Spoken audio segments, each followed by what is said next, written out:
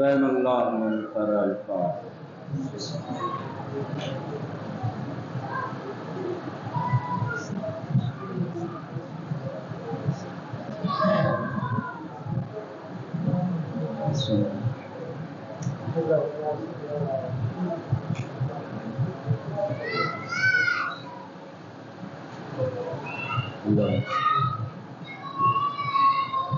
لا حول ولا قوة إلا بالله العلي العظيم.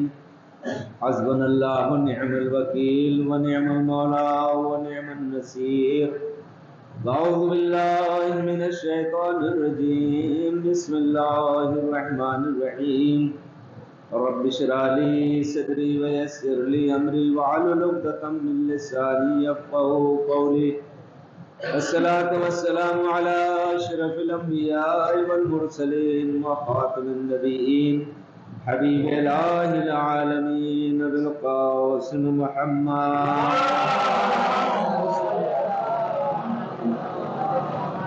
وعلى آل بيته الطيبين الطاهرين المعصومين المظلومين ولعنة الله على أعدائهم أجمعين. بسم الله الرحمن الرحيم. قال الله الحكيم وهو أصدق القائلين. بسم الله الرحمن الرحيم. ووعدنا موسى 30 ليلة وأتممناها بعشر فتم ميقات ربه 40 ليلة.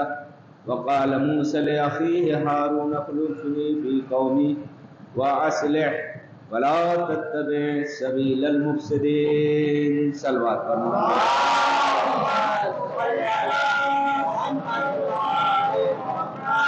بزرگان اور برادران، گزارش ہے کہ آپ حضرات سے ایک مرتبہ سورہ حمد اور 3 بار سورہ اخلاص کی تلاوت فرما کر مرحوم مغفور دلاور حسین ابن حیات حسین کی حیات حسین کی روح کے لیے سال فرمانا. بسم اللہ.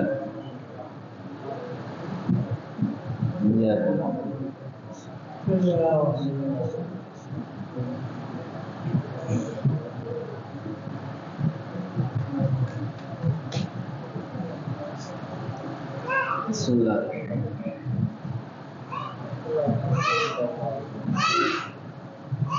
اللہ صلوات پڑھیے محمد وعلی محمد.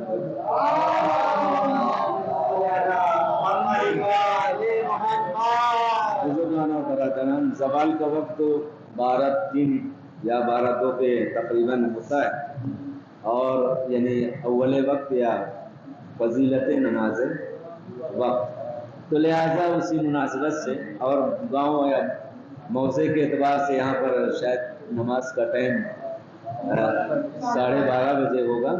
تو بہرحال دیکھتے ہیں، انشاءاللہ کوشش کریں گے کہ جی تو بہرحال جو بھی لفظ ہوں، جو الفاظ ہوں، جتنی دیر میں آپ کی خدمت میں لب کشائی کروں تو کوشش یہی رہے گی کہ جو بیان کروں اور اس پر عمل کر چکا ہوں پہلے یا کرنے کی کوشش کروں، تب میں آپ کو دعوت فکر یا عمل دوں، اور تاکہ اس کے ذریعے سے کم اس مرحوم کے ذریعے سے اگر ہم نے خود اپنی زندگی میں کسی ایک بات پر آج کی اس مجلس میں اپنی زندگی میں اس پر عمل کر لیا تو مرحوم کے لیے بہترین یہ زیادہ راہ ہوگا. اور تقریباً میں سمجھتا ہوں نہیں بلکہ یہ تمام اہل علم اور معرفت یہ جانتے ہیں کہ اگر کوئی بات کارآمد کی جائے جو کہ مومنین کے دلوں میں بات اتر جائے یا ان کی زندگی میں وہ شامل ہو جائے تو یہی توشہ قبر اور برزخ مرحوم کے لیے ہوا کرتا ہے. باقی بہرحال عنوان مجلس جو میں نے انتخاب کیا ہے آج کی وہ یہ ہے کہ شاید اس پر بہت کم ہی افراد اس طرح کی مجلس کو خطاب فرماتے ہیں، اور یہ میں چونکہ ممتاز صاحب بیٹھے ہوئے اس لیے میں ممتاز نہیں ہوں اس میں، لہذا جو بھی بات میں کروں گا تو اس لیے نہیں کہ میں بہت ممتاز یا بہت ہی اعلیٰ قسم کا میرا بیان ہوتا ہے. میں تو بس یہ طفل مکتب کے اعتبار سے میں آپ کی خدمت میں حاضر ہوا ہوں، تاکہ یہ بات بیان کر سکوں کہ یہ مجلس چہلم جو ہوا کرتی ہے، یہ آخر اس کا جو چہلم کا لفظ دیا جاتا ہے ہمارے یہاں، تو یہ چہلم کبھی کبھی ہم لوگ 20 دن کا بھی کر دیتے ہیں، کبھی جو ہے 10 دن 12 دن کا بھی ہو جاتا ہے، کبھی جو ہے 35 دن کا بھی، بہرحال 40 دن بہت کم ہوتا ہے کہ پورا جو ہے 40 دن ہو جائے تب چہلم مرحوم یا مرحومہ کا کیا جائے۔ مرحوم کا اگر کسی طرح کھینچ تان کے کر بھی دیا جائے، مگر مرحومہ کو ان کا 40واں یا چہلم جو ہے وہ 40 دن کا نہیں کیا جاتا۔ اور یہ کہتے ہیں لوگ کہ اس لیے 40 دن کا نہیں کرنا چاہیے کیونکہ اماموں کا یا امام کا ہوا۔ جو لوگ یہ کہتے ہیں، میں سمجھتا ہوں کہ یہ بات تو میرے خیال سے بالکل غلط ہے کہ امام کا نہیں ہوا 40 دن، تو اس لیے امام کا 40واں ہی نہیں ہوا۔ امام حسین علیہ السلام کا اگر یہ جو کہ بعد میں مجلس چہلم کے نیچے دیا جاتا ہے برائے ایصال ثواب مرحوم فلاں، ایک مجلس عزائے سید الشہداء بعنوان مجلس چہلم جو کی جاتی ہے، تو امام حسین کا تو 40واں ہی کہاں ہوا؟ اگر یہ دیکھا جائے تو کم سے کم کی روایت یہ ہے کہ 1 سال کے بعد روز اربعین اہل حرم آئے تھے کربلا میں، تب امام حسین کا اس کو 40واں سمجھیے یا برسے سمجھیے، لیکن چاہے جتنے دن کا جو ہے کر دیا جائے یہ مجلس کا پروگرام، تو یہی کہا جاتا ہے کہ یہ 40واں ہے، یہ 40واں ہے۔ اور یہی 2 جگہ میں نے دیکھا ہے کہ انسان جو ہے لکھت طور پر یا یوں کہیے لکھت تحریری طور پر غلط بیانی کرتا یا کہتا ہے۔ ایک جگہ یہاں پر ہے، ابھی میں اس کی وجہ میں بتاؤں گا انشاءاللہ۔ ایک جگہ یہاں پر ہے جو تحریری طور پر انسان یوں سمجھے کہ غلطی کہیے یا جھوٹ بولنا کہیے یا جو بھی کہیے تحریری طور پر ہوتا ہے۔ دوسری بات، ایک جگہ اور انسان جانتے ہوئے بھی انجان بن کے کہتا ہے، اور 1-2 نہیں کہتے لوگ، بہت سے لوگ، چونکہ مجلس کا تعلق آج کا مرحوم یا ایصال ثواب کی غرض سے ہے، لہذا اسی لیے اس کو میں نے اپنا عنوان قرار دیا۔ ایک جگہ اور بہت سے لوگ کھڑے ہو کر جانتے ہوئے بھی انجان بن جاتے ہیں، جانتے ہوئے بھی کہتے ہیں میں کچھ نہیں جانتا، سب جان رہے ہیں مگر کچھ نہیں جانتے۔ اگر کوئی کہتے نہیں ہم جان رہے ہیں تو لوگ کہتے ہیں کیا بولنے لگے آج بھائی، کیا جان رہے ہو آپ بھائی؟ مثال کے طور پر یہی میت سے تعلق ہے نا مجلس، میں نے کہا آخری جو نماز میت میں جو 4تھی تکبیر کے بعد جو فقرہ پڑھا جاتا ہے، اللہم انا ھذا عبدک وابن عبدک وابن امتک، اے پروردگار یہ تیرا بندہ ہے، تیرے بندے کا بندہ ہے، تیری کنیز کا بندہ ہے، میں اس کے بارے میں کچھ نہیں جانتا۔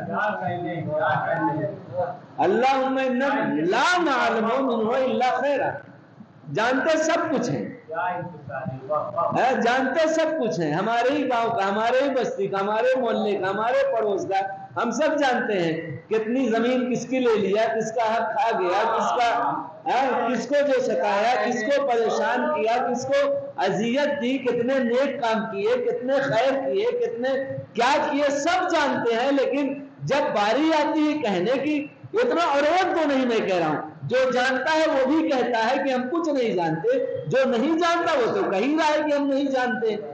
تو اب آپ دیکھ لیجئے اتنے آدمی مل کے کہتے ہیں کہ ہم کچھ نہیں جانتے، آپ غور فرمائیے کہ اتنے آدمی کہہ رہے ہیں کہ ہم کچھ نہیں جانتے سوائے خیر کے۔ اور عزیزو اسی لیے کہا گیا ہے کہ اللہ تعالیٰ فرماتا ہے کہ جب اتنے آدمی مل کے کسی شخص کے بارے میں یہ کہہ رہے ہیں کہ خیر کے سوا کچھ نہیں جانتے، اے میرے فرشتوں میں بھی اس کے بارے میں کچھ نہیں جانتا سوائے خیر کے۔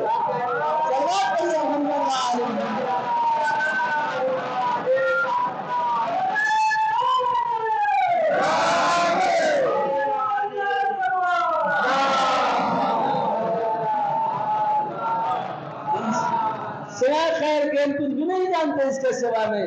اب باقی جب آپ نے کہہ دیا، دل تو نہیں کہہ رہا کہ ہم کہیں کہ یہ خیر کے سوا کچھ نہیں جانتے، لیکن مجبوری یہاں آ گئی کہ اب چونکہ ختمی مرتبہ نے کہہ دیا ہے کہ ایسا کہو، اب ان کے کہنے کے بعد کس میں جرات ہے جو یہ کہہ سکے کہ ہم سب کچھ اس کے بارے میں جانتے ہیں۔ اب عزیزوں اور بزرگوں، 40ویں کا جو تعلق ہوتا ہے 40 سے، دیکھیے اسی لیے اس آیت کو میں نے انتخاب کیا، وَوَعَدْنَا مُوسَىٰ 30 لَيْلَةً۔ موسیٰ نے یا موسیٰ سے خداوند عالم نے کیا کہ تم آؤ، اگر تمہیں کتاب چاہیے تو تم آؤ، 30 دن کے لیے پہلے یہاں آؤ، راز و نیاز کرو، عبادت کرو، پرستش کرو، بندگی کرو، اور تب تمہیں کچھ ملے گا۔ 30 دن کا وعدہ کیا، اور جب 30 دن بیت گئے، بعض روایت میں ملتا 30 دن کا روزہ رکھو، روزہ بھی رکھو، اور یہ بھی جب بلایا تھا کس مہینے میں بلایا تھا؟ وہ ذیقعد کے مہینے میں بلایا، اور وہ ذیقعد کا مہینہ جب پورا ہو گیا تب پھر جو ہے اللہ تعالیٰ نے کہا کہ ابھی تمہارا کام پورا نہیں ہوا ہے، ابھی تمہارا کام پورا نہیں ہوا ہے، پھر میرے مالک ابھی تم کو ملے گی نہیں، اور تزکیہ نفس کرو، اور اپنے آپ کو سیکل کرو، تاکہ جب اب اس کے بعد جاؤ یہاں سے تو لوگ تمہاری باتوں کو سنیں، سمجھیں، غور و فکر کریں، ایسا نہ ہو۔ دیکھیے عزیزوں اور بزرگوں، میں آپ کی خدمت میں یہ عرض کرنا چاہتا ہوں کہ خدا کی بارگاہ میں بھی اگر اپنی کوئی بات رکھنی ہے تو اس کے لیے بھی تزکیہ نفس ضروری ہے، جس کو کہتے ہیں تقوی الہی۔ اس کی بارگاہ میں بھی اگر کوئی بات اپنی رکھنی ہے تو پہلے اسی لیے کہا گیا ہے کہ اپنے نفس کو مزکہ کریے، پاکیزہ کریے، طیب و طاہر کریے، تب خدا کی بارگاہ میں کوئی بھی جملہ رکھیے، کوئی دعا رکھیے۔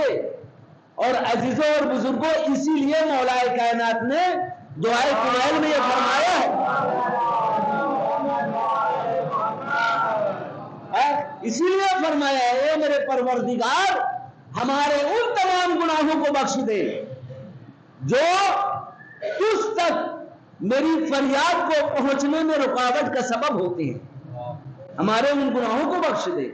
اے میرے پروردگار ان گناہوں کو بخش دے جو میں نے تیری نگاہوں کے سامنے انجام دیے، اے میرے مالک میرے ان گناہوں کو بخش دے جو رزق کے کمی ہونے کا سبب بنتے ہیں۔ عزیزوں اور بزرگوں، یہ کون کہہ رہا ہے؟ یہ مجھ جیسا آپ جیسا انسان نہیں کہہ رہا ہے، وہ کہہ رہا ہے جو کہ امیر المومنین ہے، وہ کہہ رہا ہے جس کے بارے میں اگر ظن بھی کر لیا جائے، گمان بھی کر لیا جائے کہ نعوذ باللہ کہ ان سے بھی کسی طرح کی کوئی خطا اور گناہ سرزد ہو سکتی ہے، تو وہ سوچنے والا ہی خطا کار ہوگا، ان میں کوئی خطا نہیں ہو سکتی۔ عزیزوں وہ کہہ رہے ہیں، تو اس کا مطلب کیا ہے؟ اصل میں عزیزوں اور بزرگوں، ائمہ معصومین یا خدا کا کلام ایسا ہے کہ آنی وسمئی یا جارا ایک محاورہ مقولہ ہے عربی کا، جس میں یہ کہا گیا ہے مراد تو میری کوئی اور ہے مگر سنا رہا ہوں میں آپ کو، مراد سنا کسی اور کو رہا ہوں۔ خداوند عالم نے، آپ دیکھیں قرآن میں جہاں پر اپنے حبیب کو بعض لفظوں میں انذار و تنذیر ہے، یعنی ڈرایا بھی ہے، آپ کو آگاہ کیا ہے، آپ کو گناہوں کی طرف آپ کو متوجہ کیا ہے۔ نعوذ باللہ، کیا پیغمبر اسلام کے بارے میں یہ سوچا جا سکتا ہے کہ یہ گناہ کر سکتے ہیں؟ نہیں عزیزو، اب یہ کیا مطلب ہے؟ پیغمبر اسلام کو خداوند عالم نے مخاطب کر کے یہ کہا ہے کہ دیکھو مخاطب تو تم ہو لیکن مراد کوئی اور ہے، مراد کوئی اور ہے۔ اور یہیں سے انسان کو سوچنا چاہیے کہ جب خداوند عالم اپنے حبیب کو اتنے سخت الفاظ میں کہہ سکتا ہے تو ہماری کیا بات ہے؟ بھائی صلی اللہ علیہ محمد مولا کائنات کو دعا کر رہے ہیں، میرے مالک ان گناہوں کو بخش دے، ان گناہوں کو بخش دے، ان گناہوں کو بخش دے۔ کیا کیا ایسا تصور کیا جا سکتا ہے کہ علی سے بھی ایسے گناہ ہوئے؟ نہیں عزیزو، خدا کی قسم یہ جملہ میں کہہ رہا ہوں کہ اگر مولا کائنات نے اس طرح کے الفاظ نہ بیان کیے ہوتے تو آج بارگاہ الہی میں ہمیں ہاتھ پھیلانے کا طریقہ بھی نہ معلوم ہوا ہوتا، ہم یہ بھی نہ جانتے کہ کس طرح اس سے مانگے۔ عزیزو مولا کائنات نے دعا مانگ کے یہ بتا دیا کہ چاہے جتنے خطا وار ہو، اپنی خطا کا اعتراف کر کے، ندامت کا اظہار کر کے اپنے خدا کی بارگاہ میں آ جاؤ، خدا تمہارے سارے گناہوں کو معاف کر دے گا۔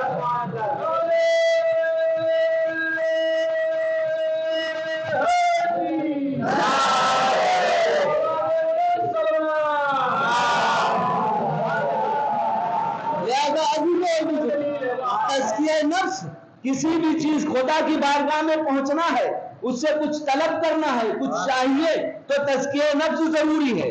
اور اسی کے ساتھ ساتھ اگر مومنین میں بھی اپنی آبرو کو برقرار رکھنا ہے، مومنین میں بھی اپنا اگر مقام اور وقار کچھ چاہتے ہیں تو مومنین کے درمیان میں بھی چاہیے کہ اپنے آپ کو اس طرح سے رکھا جائے کہ دیکھنے کے بعد لوگ خود کہیں کہ یہ آل محمد کا چاہنے والا ہے، یہ نہ کہنا پڑے کہ یہ فلاں ہے۔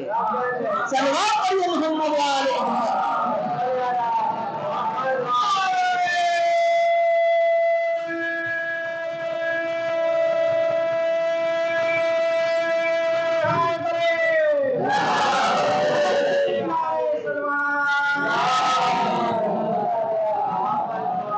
عزیزوں، یہاں پر ایک حدیث امام جعفر صادق علیہ السلام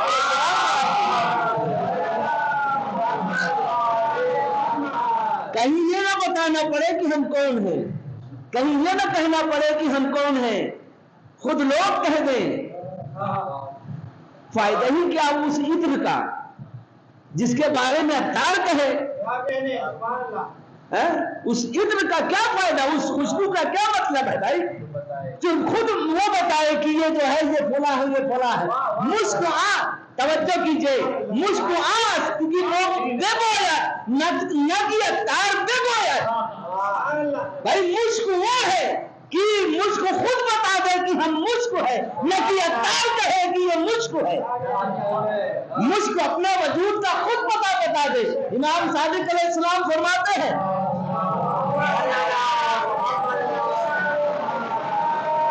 کونوا لنا زینا ولا تکونوا علینا شینا، اے میرے چاہنے والے جو دعویٰ بھر رہے، دم بھر رہے ہو اور الفت اور محبت اور شیعت کا، تو امام فرماتے ہیں کہ سنیے، امام آپ سے مخاطب ہو کہ کیا کہہ رہے ہیں؟ امام کہہ رہے ہیں اے میرے، آپ یہاں لفظ اگرچہ میں شیعہ کہتے تھے لیکن اس حدیث میں شیعہ نہیں ہے، مخاطب کیا ہے کہ اے لوگوں یا اے میرے چاہنے والوں، کونوا لنا زینا، ہمارے لیے باعث زینت بنو۔ صلوات پڑھیے محمد و آل محمد۔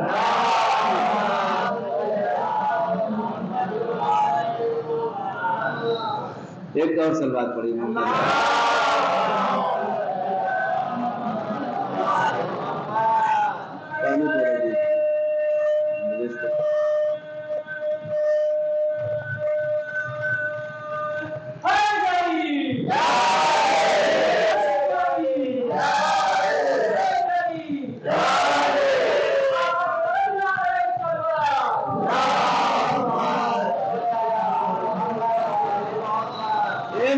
امام فرماتے ہیں، امام جعفر صادق علیہ السلام فرماتے ہیں اے میرے چاہنے والوں، اے لوگوں، کونوا لنا زینا، ہمارے لیے باعث زینت بنو، ولا تکونوا علینا شینا، ہمارے لیے باعث رسوائی نہ بنو۔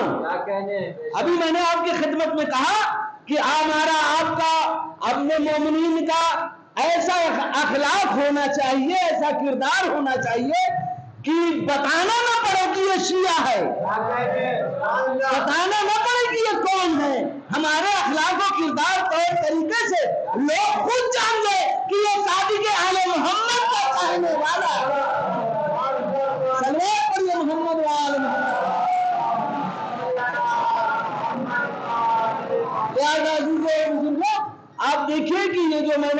خدمت میں بیان فرمایا کہ تزکیہ نفس بہت ضروری ہے انسان کے لیے. اگر کسی مقصد اور مقام تک پہنچنا ہے تو بہت ضروری ہے کہ آپ جو ہے تزکیہ نفس کریں. اور جتنا آپ کا رابطہ، اب ظاہر سی بات ہے کہ آپ لوگ مجھ سے بہتر سمجھیں گے اس بات کو کہ آج کے زمانے میں بھی یہ ہے کہ جس کا جتنا بڑا، جس کو دوسرے لفظوں میں کہہ رہا ہوں سورس ہو، وہ اپنے آپ کو سمجھتا ہے کہ بہت پاورفل ہے، طاقتور ہے. ایک فون کیا، کوئی کام ہے، فوراً ہو گیا. اب کیا ہے، رابطہ چونکہ بہت بڑا ہے، مضبوط ہے، لہذا وہ بھی کیا ہے، لوگ بھی کہتے ہیں کہ دیکھیے بھائی کوئی کام ہے، چلو ان سے کرا لیتے ہیں، ارے وہ کر دیں گے، وہ ہمارے فلاں ہیں، ہمارے فلاں ہیں، ہمارے ایسے ہیں. عزیزوں اور بزرگوں، آپ اس بات کی طرف متوجہ ہوئیے کہ جس کا جتنا رابطہ مضبوط ہوتا ہے وہ اپنے آپ کو نہ جانے کتنا اچھا یا کتنا بڑا فیل کرتا ہے. عزیزوں اور بزرگوں، اب آپ غور فرمائیے کہ خدا سے بڑا رابطہ، خدا سے بڑا سورس کس کا ہو سکتا ہے؟ اور خدا کے بعد اگر کوئی سورس ہے، کوئی رابطہ ہے تو وہ آل محمد کا رابطہ ہے. بھائی خدا نے آل محمد کو اسی لیے خلق کیا ہے کیونکہ وہ اس تک ہم پہنچ جائیں تو وہ خدا نہ رہے گا. بھائی غور فرمائیے، بندے اگر اس تک پہنچ جائیں تو پھر بندے نہ رہیں گے اور نہ وہ پھر خدا رہے گا.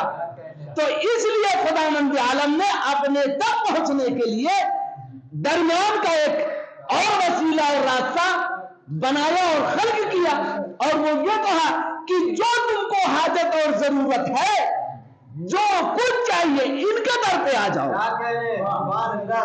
اگر ان کے در پہ تم آ گئے تو یہ تمہاری باتوں کو ہم تک پہنچائیں گے اور تمہاری تمام حاجتوں کو ہم پورا کریں گے. عزیزوں اور بزرگوں، اگر دنیا کے معمولی انسانوں کے جو ہمارے ہی جیسے لوگ ہیں، اگر ان سے ہمارے رابطے ہو جائے تو ہم اتنا بڑا اپنے آپ کو فیل کرتے ہیں، اتنا بڑا فیل کرتے ہیں کہ جس کا کوئی شماری اور اندازہ ہی نہیں ہے. تو آل محمد سے بڑے کون ہو سکتے ہیں؟ آل محمد سے بڑا رابطہ کون ہو سکتا ہے؟ کبھی آئیے ان کے در پر صرف دل سے اور کہیے مولا ہم آپ کے در کے فقیر اور بھکاری ہیں. آپ کے در پر اگر نہیں آئیں گے تو کہاں جائیں گے؟ اور آپ اگر حاجت ہماری پوری نہیں کریں گے، مشکلات دور نہیں کریں گے تو ہماری تو توہین ہو سکتا ہے، کم ہو سکتا ہے کہ اس میں آپ کی بھی تھوڑا بہت ہو جائے. ایسے کو مانتے ہیں جو ان کی سنتے ہی نہیں ہیں. عزیزوں ایسا کبھی نہیں ہو سکتا. آپ غور فرمائیے، یہ وہ در ہے جو غیروں کو دیتے ہیں، تو اپنے تو جب ان کے در پر آ جائیں تو ان کو تو اور زیادہ ملتا ہے. عزیزوں اب عزیزوں میں آپ کی خدمت میں یہ بات عرض کرنا چاہتا ہوں کہ دیکھیں تزکیہ نفس بہت ضروری ہے انسان کے لیے.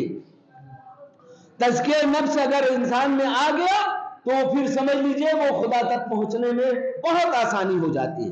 جناب موسیٰ کو جب خداوند عالم نے بلایا تو بلانے کے بعد کہا 30 دن، بعض روایتوں کے مطابق میں نے کہا کہ روزہ رکھو. روزہ رکھ لیا، بندگی خدا میں مشغول تھی. جب 30 دن مکمل ہو گئے تو کہا ابھی 10 دن اور رک جاؤ، ابھی کم ہوا ہے.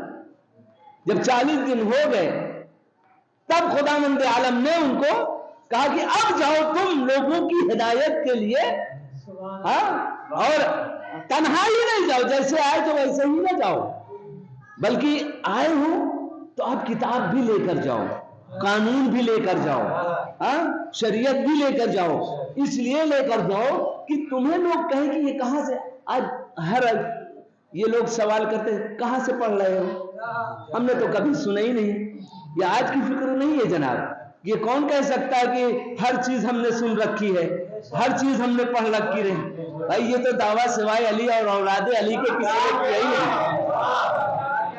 یہ تو کسی نے کیا ہی نہیں کہ ہم سب جانتے ہیں، جو کچھ ہم سے پوچھنا ہو پوچھ لو. اور جو یہ آج کے زمانے میں دعویٰ کر دے، کہیں بھی آپ کو ایسا دعویٰ کرتا ملے، چاہے جس مذہب و فرقے کا ہو، کہیں بھی دعویٰ کرتا ملے تو یہ سمجھ لینا جھوٹ کے سوا یہ کچھ بول ہی نہیں رہا.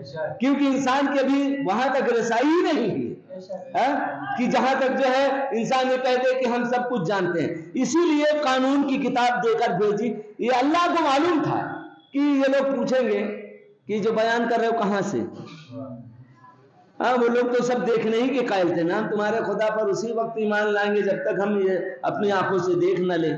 ہم کیسے مانے کہ تمہارا خدا ہے؟ دیکھنے کے زیادہ قائل تھے. اب اگر آ کے وہاں سے پہاڑ سے آ کے اگر وہ قانون بتانے لگتے تو یہ 40 دن میں دیکھو اتنے پڑھے لکھے ہو گئے کہ اپنے کتاب قانون بھی بتانے ہیں. اسی لیے خداوند عالم نے موسیٰ کو توریت جیسی کتاب دے کر بھیجا. جاؤ 40 دن جب مکمل ہو گئے. سنیے عزیزوں اور بزرگوں، اب میں آپ کی خدمت میں یہ گزارش کرنا چاہتا ہوں. اصل میں ہمارے معاشرے اور سماج میں یہ 40 دن کی 40 چیزوں کی بڑی اہمیت ہے، بڑی اہمیت ہے. اگر میں اول سے اول خلقت انسان سے کروں تو روایت میں ملتا 40 سال تک جناب آدم کے مٹی کو خمیر کو گون کے بنانے کے بعد میں 40 سال تک ان کا یہی مجسمہ تھا. 40 سال کے بعد خداوند عالم نے اس میں فَنَفَخْتُ فِيهِ مِن رُوحِي فَقَعُوا لَهُ سَاجِدِينَ، جب اس میں خداوند عالم نے روح اپنی پھونکی اور یہ کہا کہ تم لوگ جیسے ہی روح آ جائے اس میں سجدے میں گر جانا. ہماری آپ کی خلقت جانتے ہیں جو لوگ بہرحال ڈاکٹر لوگ وہ بہتر سمجھیں گے، میں تو چونکہ جانتا ہی نہیں ہوں، لیکن بس یوں ہی اپنے ربط کے لیے بات کو بات سے ملانے کے لیے بات عرض کرنا چاہتا ہوں. دیکھیں ہماری آپ کی خلقت نہ جانے کتنے 40 ادوار سے گزرتی ہے. بزرگ سمجھیں گے، جوان ہماری اس بات کو سمجھیں گے، بچے بہرحال ابھی نہیں سمجھ پائیں گے اس بات کو. لیکن یہ بات میں کہنا چاہتا ہوں، ہماری خلقت نہ جانے کتنے 40 دور سے گزرتی ہے، 40 ادوار سے. مثال کے طور پر جب ہماری خلقت رحم میں نطفہ مستقر ہوتا ہے تو کتنے دن کے بعد کتنے دن تک وہ نطفہ رہتا ہے؟ 40 دن تک. 40 دن کے بعد پھر وہ نطفہ پھر دوسرے مضغہ میں تبدیل ہوتا ہے. پھر وہ 40 دن کے بعد پھر وہ علقے میں تبدیل ہوتا ہے. توجہ فرما، علقے میں گوشت کے لوگزے میں تبدیل ہوتا ہے. پھر 40 دن بیت جاتے ہیں تب اس میں کیا ہے ہڈیاں پیدا ہوتی اس گوشت میں. پھر 40 دن ہو جاتے ہیں تب پھر اس میں جو ہے وہ جسم کا وہ حصہ بننا شروع ہو جاتا ہے. اور جب یہ 6 مہینے مکمل ہو جاتے ہیں تب جا کے 40 کر کے جب 6 مہینے مکمل ہو جاتے ہیں تب جا کے اس میں خداوند عالم اپنی روح پھونکتا ہے 6 مہینے کے بعد. اور یہی وجہ ہے عزیزو، آپ نے سنا ہوگا بعض ایسے بچے بھی ہیں جو 6 مہینے پیدا ہونے کے بعد بھی حیات میں رہتے ہیں، نہیں بچ جاتے ہیں، رہتے ہیں. بعض آپ نے سنا ہوگا. تو اب عزیزو اور بزرگوں، اب آپ نے دیکھا جتنی بھی انسانی تخلیق ہے وہ 40 دنوں میں. اب یہ ہو گئی ایک بات ہماری آپ کی تخلیق کا مسئلہ. دوسری بات یہ کہا گیا ہے کہ اگر آپ 40 دن دعا جو کہ امام زمانہ علیہ السلام سے ملتی ہے،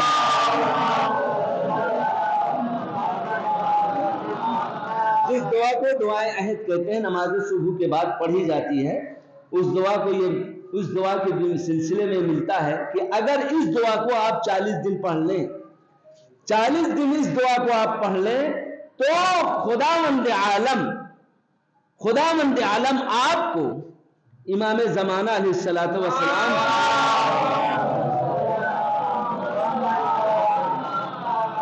کی زیارت سے آپ کو مشرف فرمائے گا آپ کی حیات میں. 40 دن مسلسل آپ پڑھ لیجئے، خداوند عالم آپ کی زیارت امام زمانہ علیہ السلام کی آپ کو ہوگی.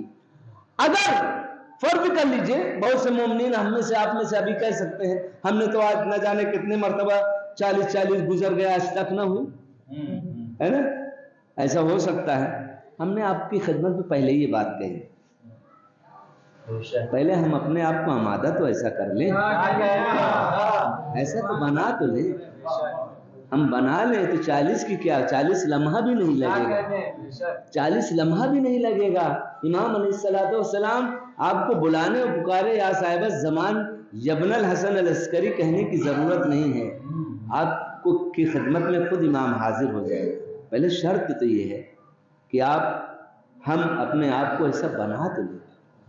عزیزوں، میں بات آ گئی تو میں یہاں پر ایک جملہ آپ کی خدمت میں عرض کرنا چاہتا ہوں کہ یہ بات میں نے کہیں تھی، آج میں چاہتا ہوں کہ آپ کی خدمت میں عرض کر دوں اور اس بات کی طرف آپ متوجہ ہو جائیں۔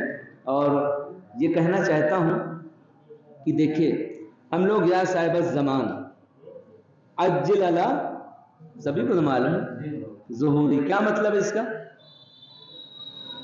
اے میرے مولا، اے وقت کے صاحب، اے امام زمان، جلدی ظہور فرمائیے۔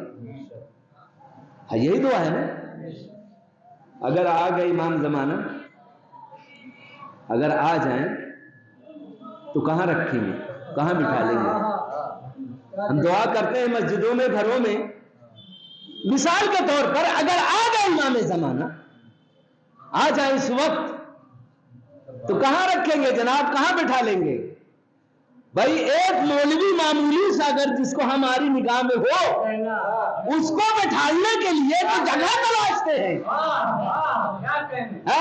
ہمارا گھر ایسا نہیں ہے، ہمارا مثلاً ایسا نہیں ہے، ویسا نہیں، اور ایک مولانا کے لیے ایسا تلاشتے ہیں جو مولانا کے بھی مولانا ہو، پوری کائنات کا مولانا ہے، پوری کائنات کا مولانا ہے، اس کو بٹھانے کے لیے تلاشیں گے کہ نہیں جگہ؟ چلے فلاں صاحب کے بیٹھا دیں، فلاں صاحب کو تو ہم پہلے ہی جانتے ہیں کہ دوسرے کے زمین پر قبضہ کر کے گھر بنائے ہوئے ہیں، پہلے ہی جانتے ہیں، ہم جانتے ہیں کہ فلاں صاحب کیسے کیسے پیسے کمائے ہوئے ہیں، کیسے بیٹھا دیں ان کے ہاں؟ امام نے پوچھ لیا فلاں صاحب سے یا ہم ہی سے کہ جناب ہم کو ایسے گھر میں بیٹھا دیا کہ جہاں پر یہ واقعی طور پر میں یہ درد دل ہے جو میں آپ کی خدمت میں بیان کر رہا ہوں جناب، یہ کوئی وقت گزارنے یا ٹائم پاس کرنے کے لیے میں بات نہیں کر رہا ہوں، اس پر غور کریے، اور جب یہ غور کر لیا جائے گا خدا کی قسم پھر یا صاحب الزمان کہنے کی ضرورت نہیں پڑے گی۔ جیسے ہی آپ اپنے دل میں ارادہ کریں گے مولا آ جائیے، فوراً آپ کے غریب خانے پر امام حاضر ہو جائیں گے۔ پھر وہ غریب خانہ نہیں رہے گا، بلکہ پوری کائنات میں سب سے بہترین آپ کا گھر ہو جائے گا۔ پہلے اس پر غور کر لیجئے، فلاں صاحب کے بیٹھا لے، ان کو تو پہلے سے جانتے ہیں پیسہ کیسا ہے، فلاں کیا ہے، چلیے کوئی جگہ نہیں، امام باڑے ہی میں بیٹھا دیا جائے۔ امام باڑا تو پاک ہی ہوگا نا، لیکن جب اس کا اتہاس تاریخ دیکھی گئی تو معلوم پڑا یہ بھی تو کسی کی زمین قبضہ ہی کر کے بنایا گیا ہے، اس میں جتنا پیسہ لگایا گیا ہے خود امام کا حق نہ دے کے امام ہی کے نام پر امام باڑا کھڑا کر دیا گیا ہے، کہاں بیٹھا لیں گے؟ چلو بہت سے لوگ کہتے ہیں نا جناب، آپ لوگ ہم لوگ سب کہتے ہیں سراکھو، سراکھو کہتے ہیں، سراکھو، آئیے سراکھو بٹھاتے ہیں۔ آپ مجھے سراکھو کیا مطلب ہے؟ انہی آنکھوں پر، انہی پلکوں پر، میں آپ کو پلکوں پر بٹھاؤں گا، ایک محاورتاً بات کہی جاتی، انہی آنکھوں میں میں آپ کو آنکھوں میں بسا لوں گا، مولا انہی آنکھوں میں میں آپ کو بسا لوں گا۔ کون سی آنکھوں میں؟ یہی آنکھیں جو فریبی آنکھیں ہیں، جو ہماری آنکھیں ادھر ادھر کجروی اور نگاہ بد کی طرف رہتی ہیں، انہی آنکھوں میں ہم امام کو بیٹھا لیں گے۔ کہاں بیٹھا لیں گے عزیزو؟ گھر ہمارا ایسا نہ، چلیے دل میں بیٹھا لیں، یہ تو سب سے پاکیزہ جگہ ہو سکتی ہے نا، یہ تو کسی کو نہیں دیکھ سکتا، یہ تو نہیں۔ آئیے مولا ہم آپ کو اپنے دل میں بٹھا لے رہے ہیں، اگر دل کھول کے دیکھا جائے تو خدا کی قسم یہی سب سے زیادہ کثیف اور گندا آپ کو نظر آئے گا۔ اسی دل میں کینہ، اسی دل میں حسد، اسی دل میں روب، اسی دل میں تمام دنیا کی برائیوں کی یہی آماج گاہ بنا ہوا ہے۔ دل آج ہمارا آپ سے نہیں، آپ کا ہم سے نہیں، ان کا ان سے نہیں، کسی کا کسی سے کسی طرح صاف نہیں رہ گیا ہے عزیزو۔ آج جب دل ہی نہیں صاف رہ گیا، جب دل ہی پاکیزہ نہیں ہے، تو اس دل میں کہاں بٹھا پائیں گے؟ امام کو علیہ السلام کو، اے عزیزو اگر آپ 40 دن دعائے عہد پڑھ لیجئے تو امام زمانہ خود آپ کی زیارت کو آئیں گے، خود آپ کی 40 دن کے لیے۔ اور عزیزو اگر آپ قضاء الہی کے تحت آپ دنیا سے چلے گئے، وقت اجل نے آپ کو نہ دیا اور ہم اور آپ دنیا سے گزر گئے، تو روایت میں یہ ملتا ہے کہ امام زمانہ علیہ السلام خود آئیں گے اور آپ کو آپ کی زیارت سے مشرف کو اپنی زیارت سے مشرف فرمائیں گے مر جانے کے بعد۔ یہ تو روایتیں آپ نے سنی نا کہ قبر میں اہل بیت علیہ السلام آتے ہیں، تو کس کی قبر میں آتے ہیں؟ اسی طرح کے مومنین کی قبروں میں امام علیہ السلام آتے ہیں۔ صلوات پڑھیے محمد و آل محمد۔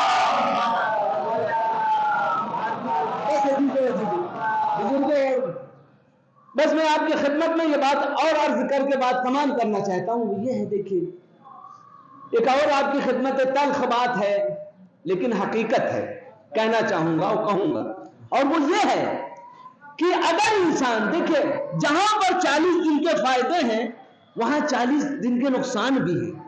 اب نقصان میں ایک بتاؤں گا باقی نہیں، اور وہ یہ ہے عزیزو اگر انسان حرام لقمہ، حرام غذا، حرام کھانا اگر کھا لے، آپ لوگ تو خود ہی جانتے ہیں، سن رہے ہیں نا، 40 دن کہتے ہیں دعائیں مستجاب نہ ہوں گی، دعائیں قبول نہیں ہوتی، اسی لیے کہا گیا ہے۔ اب یہ حرام ہے کیا چیز؟ حرام جناب کسی کا مال چھین کے یا چرا کے یا کسی طرح سے کھا لینے کا نام ہی حرام نہیں ہے۔ حرام کبھی کبھی ہم اپنی کمائی کو بھی، محنت اور پسینے کی کمائی کو بھی، اور کمانے کے بعد بھی اس کو بھی ہم حرام کر لیتے ہیں، اس کو بھی ہم حرام کر لیتے ہیں۔ وہ کیسے؟ فرض کر لیجئے کہ ہم نے محنت سے کمایا اور کمانے کے بعد ان جگہوں پر کھانا کھا لیا جن جگہوں پر ہم کو منع کیا گیا ہے، ان لوگوں سے ہم نے چائے پی لی جن لوگوں سے ہم کو منع کیا گیا ہے، ان لوگوں سے ہم نے اس طرح کی چیزیں لے لی جن کو شریعت نے ہمارے لیے کیا ہے بینڈ کر رکھا ہے۔ اگر اس طرح کے کام اگر ہم نے کر لیے تو محنت کرنے کے بعد جناب ہم نے جو لقمہ کھایا وہ کیا کھایا، جو غذا کھائی ہم نے کیا کھائی، جانتے ہوئے، یعنی جانتے ہوئے ہم نے یہ کام کر لیا۔ اور روایت میں ملتا ہے کہ انسان اگر ایک لقمہ بھی حرام غذا کھا لے، اب وہ چاہے حرام جس طرح کی بھی ہو، 40 دن اس کی دعا مستجاب نہیں ہوگی۔ اب ظاہر سی بات ہے 40 دن ایک لقمہ غذا کھانے کے بعد کچھ تو اس کے جسم میں خون اور گوشت وغیرہ تو بڑھے گا کہ نہیں بڑھے گا؟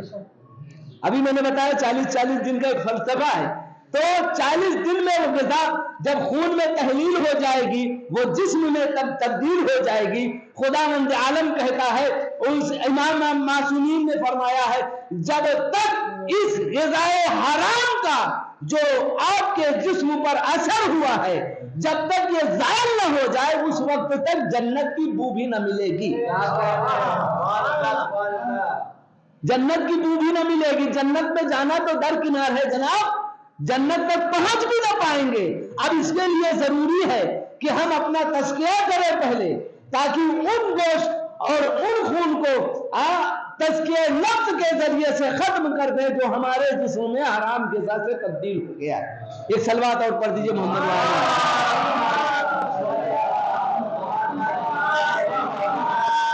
عزیزوں اور بزرگوں، اس بات کی طرف ہمیں متوجہ ہونا چاہیے، اور اس کی طرف خصوصی طور پر ہم اپنے بزرگوں کی خدمت میں عرض کرنا چاہتے ہیں، بزرگوں کی خدمت میں عرض کرنا چاہتے ہیں۔ ہم اور آپ تو جا ہی رہے، آگے پیچھے سب کی باری ہے، سب کو چلے جانا، مگر کچھ ایسا کر کے جائیے کہ ہمارے بچے مرنے کے بعد ہمارے کم سے کم ہم کو یہ تو کہیں کہ ہمارے باپ نے کچھ کیا، کچھ کر کے گئے۔ ان کو ایسی تربیت دیجئے، ان کو اس طرح سے اسکول کالج میں پڑھائیے جو کہ آپ کی حیثیت اور استطاعت ہے اس سے بھی زیادہ آپ پڑھائیے۔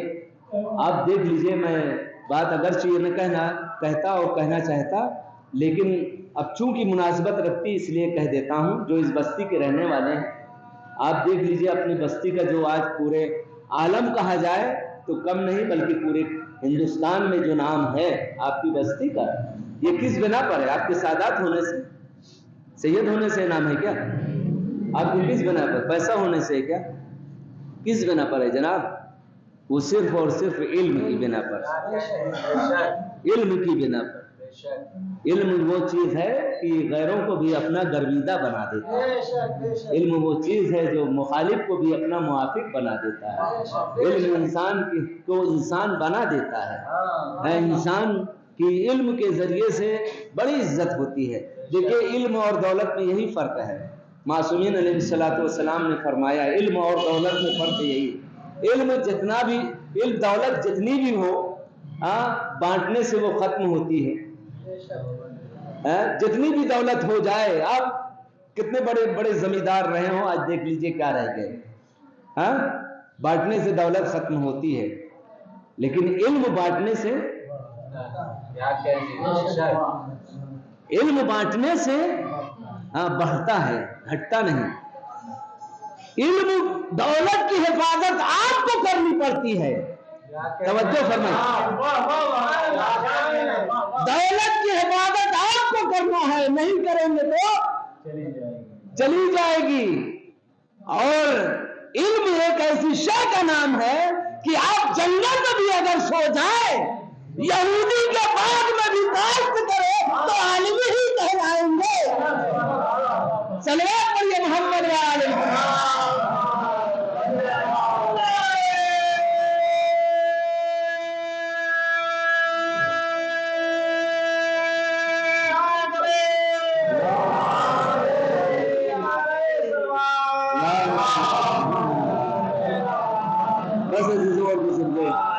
میں نے اپنی بات کو اختتام پذیر کیا، مال مجلس، مقصد مجلس جس لیے ہم لوگ حاضر ہوئے ہیں پرسے کے طور پر، آج اتنا بڑا مجمع، بستی آس پاس کی بستیوں اور عزیز و اقارب اتنے لوگ یہاں پر جمع ہو گئے، اور اہل خانہ کو، مرحوم کے بچوں کو، ان کے بیٹیوں کو، ان کے جو بھی عزیز و اقارب بستی کے مومنین کو پرسہ پیش کرنے کے لیے یہاں پر حاضر ہوئے۔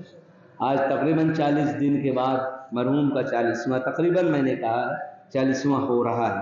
کائنات میں یہ دستور ہے کہ انسان کے مر جانے کے بعد انسان کا 40واں اسی لیے کیا جاتا ہے کہ یہاں پر بات ایک اور میں رخ جناب کہنا چاہوں گا، یہ جو ہمارے ہاں 40واں ہوتا ہے نا، یہ اس کا ایک فلسفہ جو میں نے کتاب میں دیکھا ایک اور چیز ہے، اس لیے ہے کہ 40 دن تک میت جو قبر میں رکھ دی جاتی ہے، لٹا دی جاتی ہے، 40 دن تک اس میں کوئی تغیر و تبدیلی واقع نہیں ہوتی، کسی طرح کی بھی کوئی تغیر و تبدیل جو اس میں واقع نہیں ہوتی 40 دن تک۔ 40 دن کے بعد پھر اس میں اس کے اعمال کے مطابق، ورنہ ایسا، یہ تو بات بہرحال کتاب کی ہے، ورنہ روایت کے مطابق یہ کوئی ضروری نہیں ہے کہ فشار قبر اور عذاب قبر جب قبروں میں لٹایا جائے تبھی ہوگا، روح نکلتے ہی وقت اس پر عذاب اور فشار قبر ہونے ہی لگتا ہے، یہ ضروری نہیں کہ قبر میں لٹایا جائے تبھی فشار ہوگا، لیکن عزیزوں کہنے کی بات ایک روایت میں جو تھا میں نے آپ کی خدمت میں بیان کر دیا۔ آج دیکھیے اس مرحوم کا 40واں ہے، یہ مرحوم وہ بھی ایک عزادار امام حسین تھا، امام حسین علیہ السلام کا چاہنے والا تھا، اس کا چاہنے والا تھا۔ آج دیکھیے چاہنے والے کا 40واں ہو رہا ہے، اور جس کو یہ چاہتا تھا اس کا 40واں عزیزوں نہ ہو سکا۔ اتنے لوگ آئے، عزیز و اقارب سارے لوگ آئے یہاں پر مرحوم کے بیٹے کو، اجزا کو، ان کے گھر والوں کو پرسہ دینے کے لیے۔ عزیزو یہاں پر پھر میں ایک بات روک کے آپ کی خدمت میں کہنا چاہتا ہوں، ہم نے بچپن سے یہ بات سن رکھی ہے کہ جب کہیں پر مجلس ہوتی ہے تو امام زین العابدین اور جناب زینب اور جناب سکینہ خاص طور پر، ایسے اہل بیت سبھی آتے ہیں لیکن خاص طور پر ان ہستیاں ضرور آتی ہیں، یہ ہستیاں ضرور آتی ہیں۔ عزیزو جب آپ اتنے لوگ جمع ہوئے ہیں تو کیا سید سجاد کا دل یہ نہ چاہتا ہو کہنے کا کہ دل سید سجاد یہ کہے، میرے چاہنے والوں، ایک ہمارے چاہنے والے کا ہمارے باپ کے چاہنے والے تھے، پرسے کے طور پر آپ لوگ اتنے لوگ یہاں جمع ہو گئے۔ کربلا میں بھی لوگ تھے، ایسا نہیں تھا کہ کربلا میں لوگ نہیں تھے، کم از کم 30,000 کی فوج تھی، کچھ اہل حرم بھی تھے، کربلا میں 30,000 کے لوگ تھے، مگر کوئی ایسا شخص تھا جو سید سجاد کی خدمت میں آیا ہو اور مارے جانے کے بعد حسین کو یہ کہا ہو سید سجاد اب نہ غم کرو، جو ہوا وہ ہو گیا، ہم پرسہ پیش کرنے کے لیے آئے ہیں۔ لوگ تاریخ کہتی ہے آئے تو ضرور ہے، مگر جو بھی آیا عزیزوں، جو بھی آیا، ارے کسی نے تازیانے لگائے، کسی نے بستر چھینا۔ جزاکم ربکم خیر الجزا، خدا کوئی غم نہ دے سوائے غم آل محمد کے۔ اے عزیزو، خدا کی قسم، خدا کی قسم، بڑی مشکل گھڑی تھی اس وقت کی سید سجاد کی، یہی وجہ تھی شاید زندگی بھر سید سجاد جب کبھی پانی آ جاتا تھا، پانی دیکھتے تھے سامنے، ہائے میرا بابا پیاسا مارا گیا، جب کبھی کھانا سامنے آتا، ہائے میرا بابا بھوکا مارا گیا۔ اے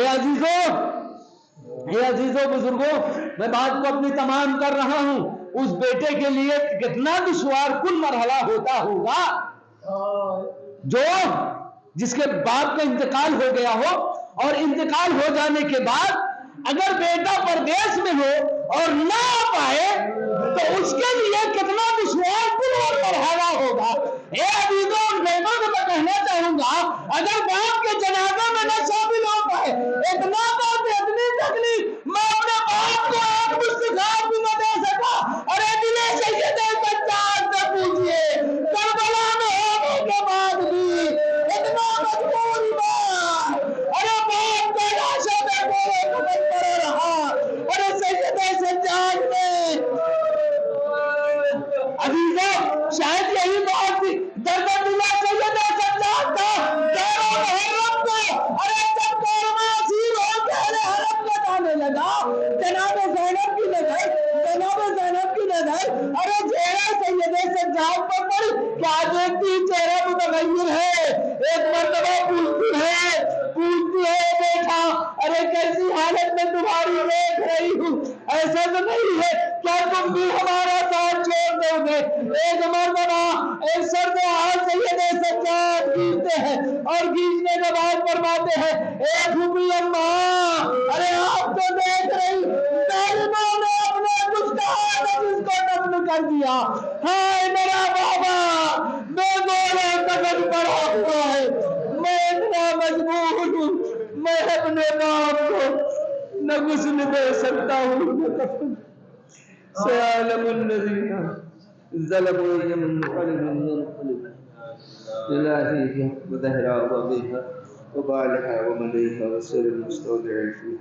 خداوند عالم اس اعمال کو قبول فرما، ان آنسوؤں کو رومال سیدہ میں جگہ عنایت فرما۔ خداوند عالم مرحوم کے ورثہ پر صبر جمیل عنایت فرما، مرحوم کے حق کو قار خیر کی توفیق عنایت فرما۔ خداوند عالم حاضرین کی تمام دلی آرزوؤں کو پورا فرما، جو ہم مومنین مومنات میں ہم و غم میں مبتلا ہیں، بار الہ ان کے ہم و غم کو دور فرما۔ خداوند عالم جو اس مجلس کے ثواب کو تو نے معین کیا ہے، مرحوم کے لیے تو شیخہ و برزخ اور آخرت کرا دے، اور تمام مومنین مومنات مرحومین کو اس ثواب میں شامل فرما۔ ربنا تقبل منا انک انت السمیع العلیم، بحق محمد و آلہ الطاہرین۔